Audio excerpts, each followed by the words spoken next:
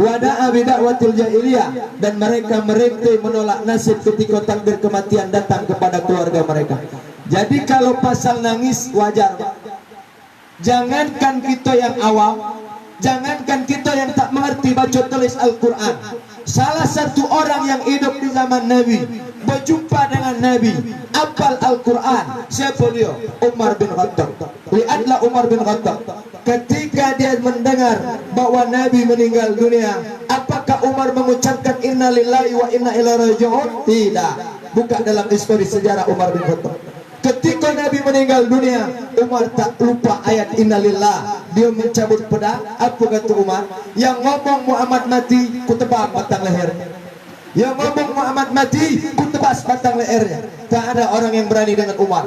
Pedang telanjang, dibibar ke kanan tidak. Tak kata Umar berani maka. Siapa yang diutus oleh Allah yang bijaksana bisa menegur Umar? Orang tua yang bijaksana, tapi dia tidak langsung berceramah kepada Umar. Dialah Abu Bakar As-Siddiq. Apa kata Abu Bakar? Man kana ya'budu Muhammadan kana Muhammadan qad mata. Wahai orang Quraisy Arab yang sudah muslim, yang sudah Islam, kalau kamu menyembah Muhammad itu sudah mati dan dia manusia biasa.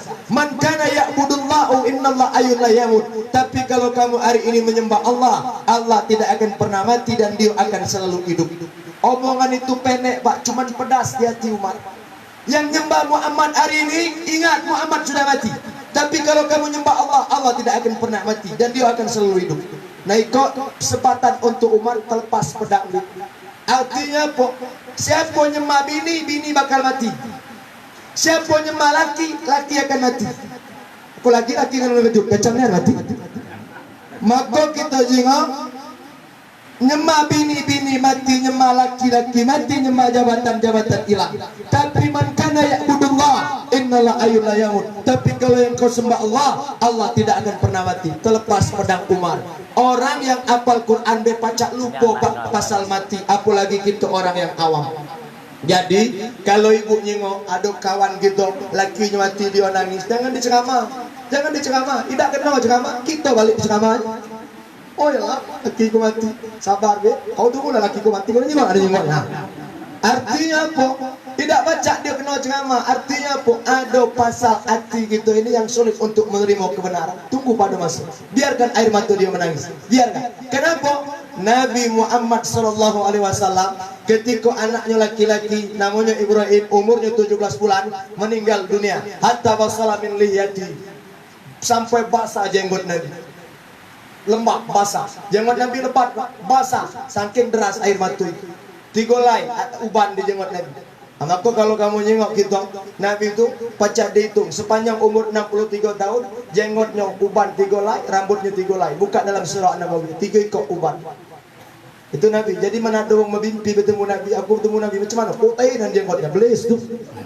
Mana dah jenggotnya cuma 3 putih. Jadi kalau orang galak temu nuzul Quran, wah malam nanti awak dapat nuzul Quran. Awak bertemu Nabi, putih, rambut putih. Nah itu ingat belis.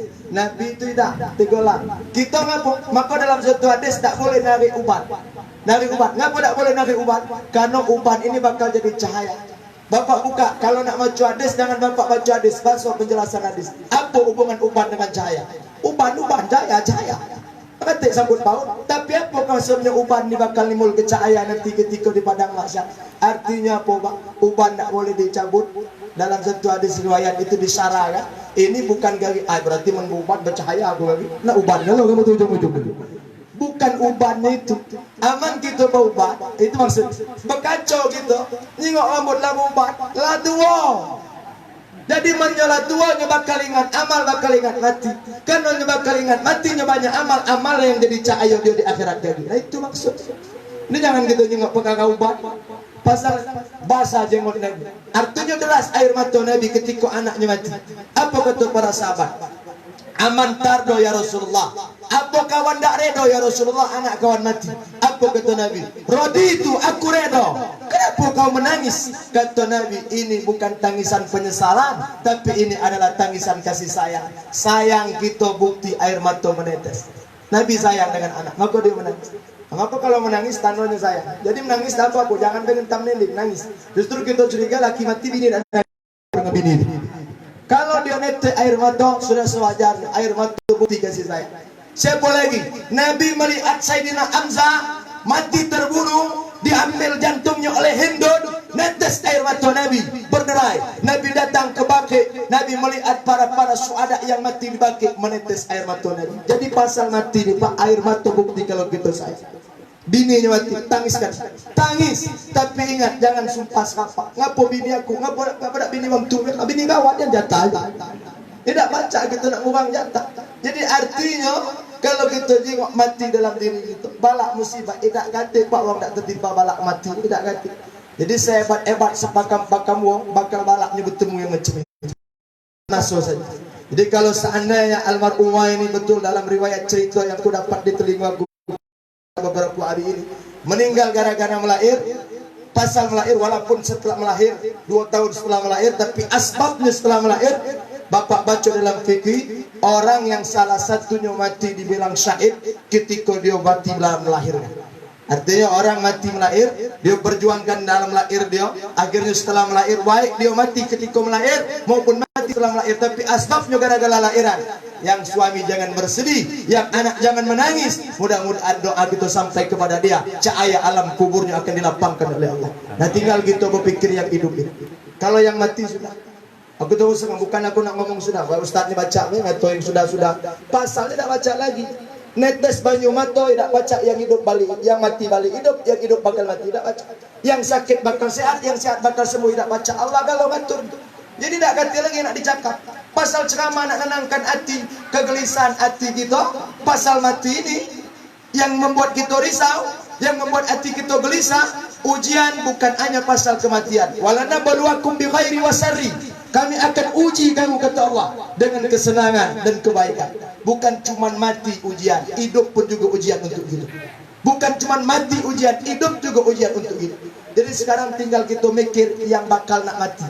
Yang sudah mati habis jatah dia, tinggal doa anak-anak yang soleh. Yang belum mati berpikir persiapan apa yang bakal kita bawa menghadap mati. Bukan pasal ceramah ni cak pakar. Kalau nak nurut ke persiapan kita ni Pak, tidak pernah siap, tidak kata yang pernah siap.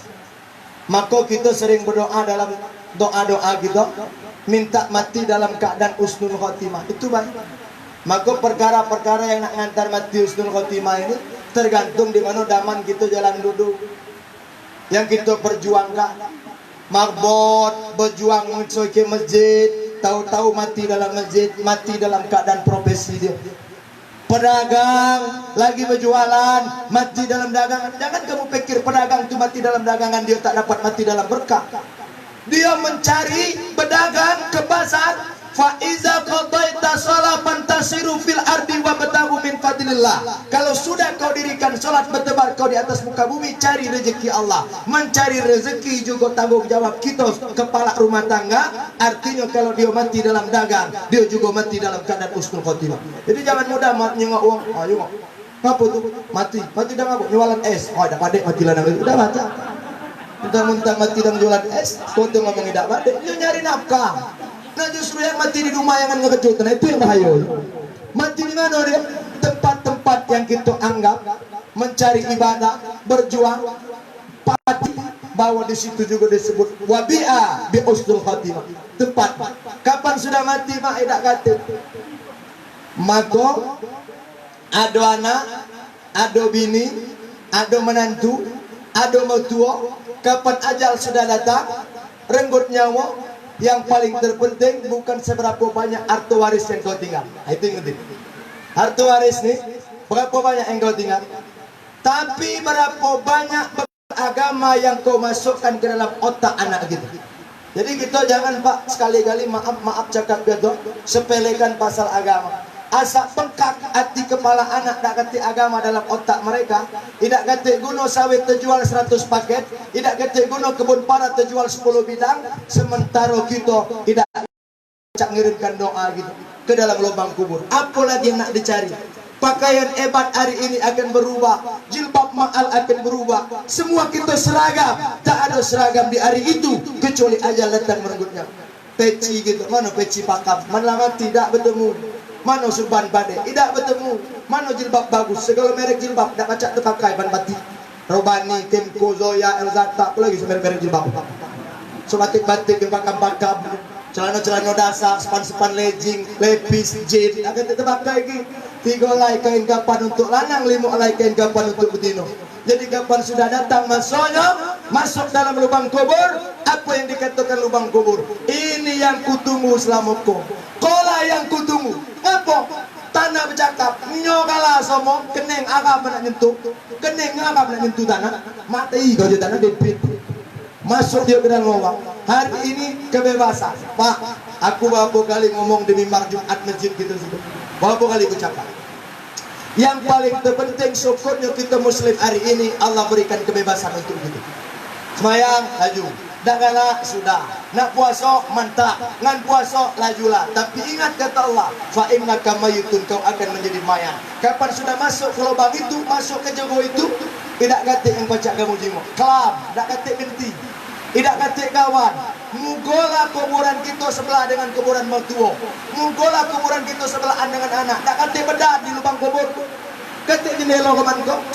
Katik orang mati mentang-mentang sebelah kuburan rumah. Muka bedah. Pokoknya mak dah katik. Tak bertemu. Maka kita bosan masing-masing. Sebelum masuk itu datang na malam ke-7 ini, yang nak ku sampaikan bukan untuk yang mati ini. Yang pasal meninggal dunia, dia sudah tenang di sisi Allah. Maka yang paling terpenting tugas kita mengingatkan ahli musibah, terutama suami dan anaknya. Mudah-mudahan Allah berikan kesabaran dan ketawakalan. Adapun untuk kita bersuma, berjuang, berusaha, berikhtiar bahwa kematian yang kita harapkan mati dalam keadaan husnul khotimah. Mati dalam keadaan husnul khotimah ini diiringi dengan amal-amal perbuatan yang kita kerjakan dalam kehidupan sehari-hari. Terutama jangan kita sepelekan amal-amal kecil, perkara-perkara yang mendatangkan pahala untuk kita. Menggeser paku, menggeser duri saja di jalan bernilai pahala, apalagi lebih daripada itu. Menggeser duri yang membuat tapak kaki orang tak terkena duri, tak menyakitkan tapak kaki bernilai pahala, apalagi yang lebih daripada itu. Maka hari ini berbuatlah apa yang pacak dibuat, lakukan apa yang pacak dilakukan. Pasal dosa tak ada manusia yang tak berdosa. Lau amil tumul khataya hatta mala'atis sama summa natintum fataballahu alaikum. Walaupun langit penuh oleh dosamu, kalau kau menyesal dan bertobat, Allah akan mengampunkan tobatmu sebelum nafas sampai ke tenggorokan. Datang di hadapan Allah, menangis kita, Allah tersenyum melihat kita. Berjalan kita kepada Allah, Allah berlari menangkap kita. Mudah-mudahan kita termasuk golongan orang-orang yang mati dalam keadaan penuh husnul khatimah. Amin ya rabbal alamin. Itulah yang baca aku sampaikan. Silap dan tidak mohon dimaafkan. Apa yang lebih kurang dikurang. Mudah-mudahan di malam ke-7 ini apa yang menjadi ajak daripada saibul musibah, terutama suami, dulur-dulurnya, saudara-saudaranya, orang tuanya, menjadikan bekal. Apalagi aku tak begitu paham cerita meninggal ini, tapi usia aku juga belum sampai 40 tahun, 30 sekian. Meninggal juga anak dalam keadaan umur usia 2 tahun. Mudah-mudahan nanti anak yang 2 tahun ditinggalkan inilah yang menjadi buah hati, belahan jantung, pelanjut cerita penerus sejarah, anak yang soleh atau soleha yang bakal mendoakan orang tuanya meninggal dunia.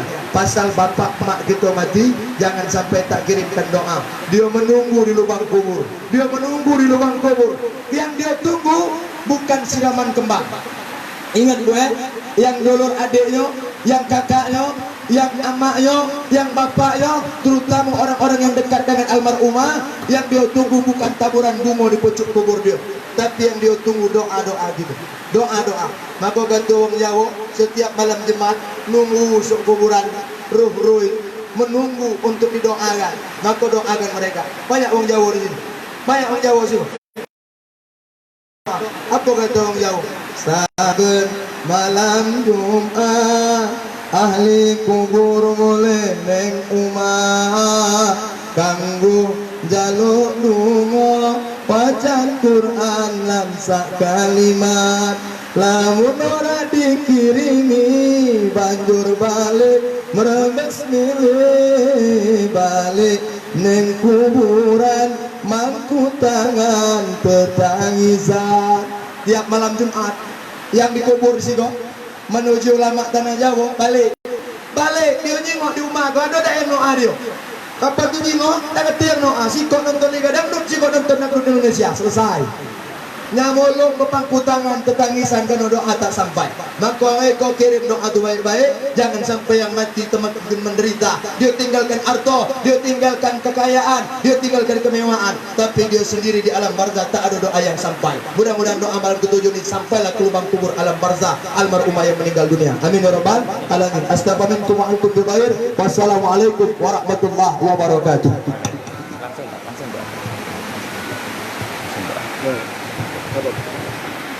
وعلى هذه على حضرة النبي وخصوصا إلى المرحومة بليتا سبرتي بنت سوبرمان بكرم الفاتحة. أعوذ بالله من الشيطان الرجيم. بسم الله الرحمن الرحيم. الحمد لله رب العالمين الرحمن الرحيم مالك يوم الدين. إياك نعبد وإياك نستعين اهدنا الصراط المستقيم صراط الذين أنعمت عليهم غير المغضوب عليهم ولا الضالين آمين. Amin. A'udzu billahi minasy syaithanir rajim. Bismillahirrahmanirrahim. Hamdan syakirin